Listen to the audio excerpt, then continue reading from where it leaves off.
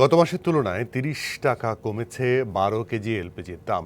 এখন থেকে নতুন দাম হবে ১,৩৬৩ টাকা। নতুন এই দাম কার্যকর হবে আজ সন্ধ্যা ৬টা থেকে।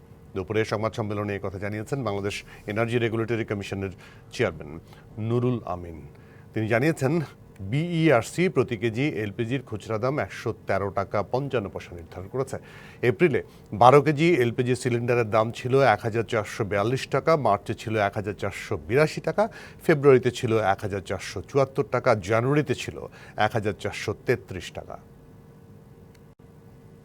মূল্য মে ২৪ মাসে ছিল ১১৬ টাকা ৮ পয়সা, আর এ মাসে হলো গিয়া ১১৩ টাকা ৫৫ পয়সা, অর্থাৎ কমেছে ২.৫৩ টাকা। গত মাসে ছিল ১২ কেজি এলপিজির মূল্য ১৩৯৩ টাকা, এ মাসে হয়েছে ১৩৬৩ টাকা, অর্থাৎ ৩০ টাকা পূর্বের তুলনায় কমেছে।